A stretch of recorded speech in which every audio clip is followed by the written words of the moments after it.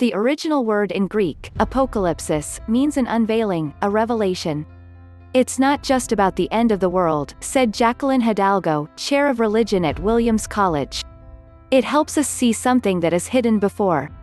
As a pandemic thrusts the United States and much of the world into a new economic and social order, those who study and practice religion see deeper truths being unveiled. The crisis is revealing health care inequalities, class divisions, and the fact that the most important workers in American society, and in most countries, are among the least paid, said Jorge Juan Rodriguez V., a doctoral candidate in the history of religion at Union Theological Seminary. What is being revealed are the fault lines in the system that always existed, he said. We are just noticing it now because the system is stressed.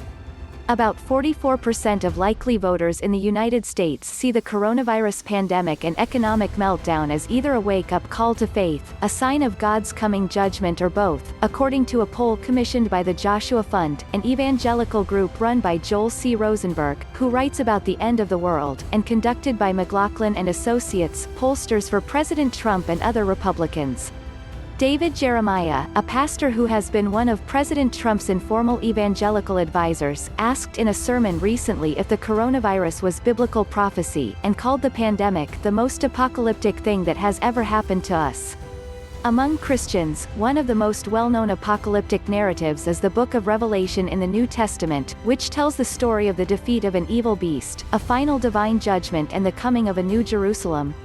While many biblical scholars read the book as a story about the destruction of corrupt political systems, many evangelical Christians believe it describes the rapture, Jesus' return to save believers from a period of tribulation.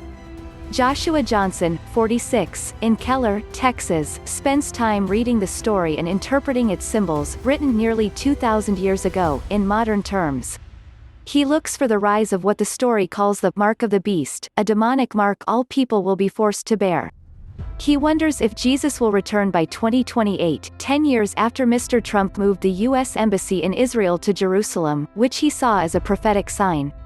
I tell my children, I think we are that generation, said Mr. Johnson, who attends Gateway Church, one of the country's most prominent evangelical churches.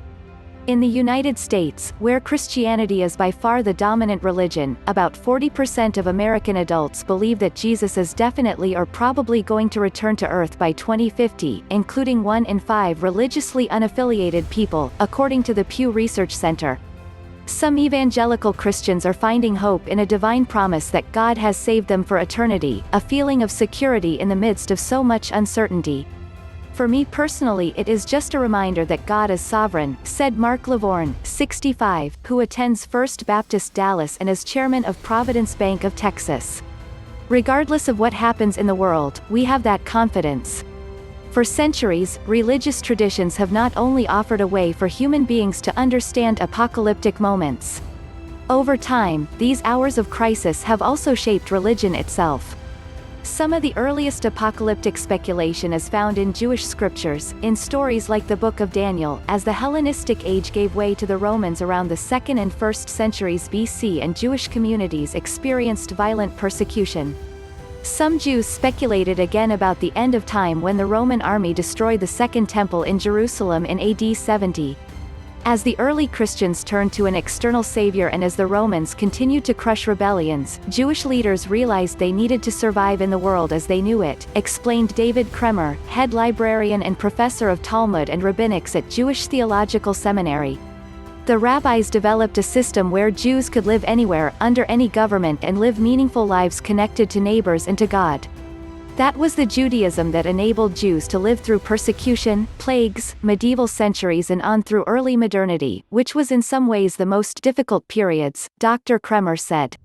Every year the celebration of Passover, and recounts 10 plagues from the book of Exodus, is a reminder of God's redemption.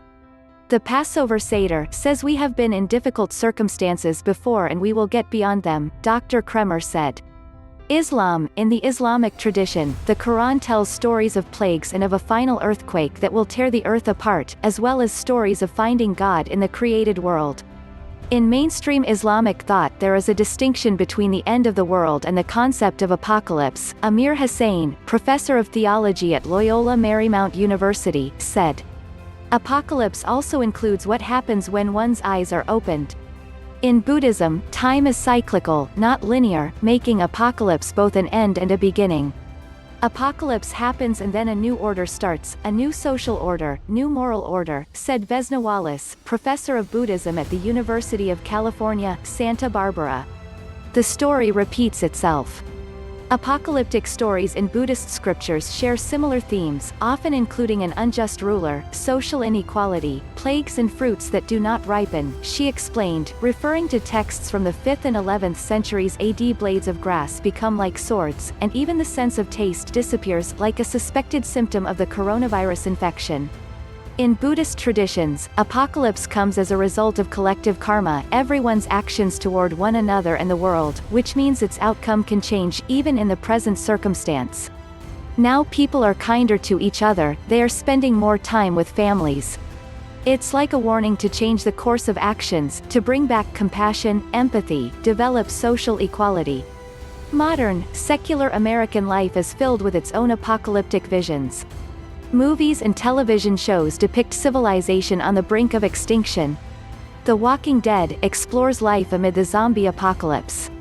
The Hunger Games presents a dystopian future after conflict and ecological disasters have destroyed much of the world. A stark, binary structure, a clear good and evil, a clear before and after, appeals when society is fractured. Apocalypse is a flexible script. A sense of shared external evil can really bring folks together. It is also a reminder that across several traditions, the memory of past crises can offer hope, that human beings have survived such moments before, and that the truths being revealed can become a call to action. The country's idols are being exposed, said Icke Yuan, a public theologian and co-host of the podcast Truth's Table. People are advocating that we throw our grandparents to the slaughter, sacrifice them on the altar of capitalism, she added, referring to Republican leaders who have suggested that older Americans might be willing to sacrifice themselves to save jobs. For too long America has been on spiritual life support, trusting its own invincibility, she said. Is it the end of the world? Maybe it is, maybe it isn't, she said. But we need to be ready. We need to learn to number our days because we really do not know when our last breath will be. Thanks for watching. Please do not forget to subscribe to Voice of Africa for more informative videos.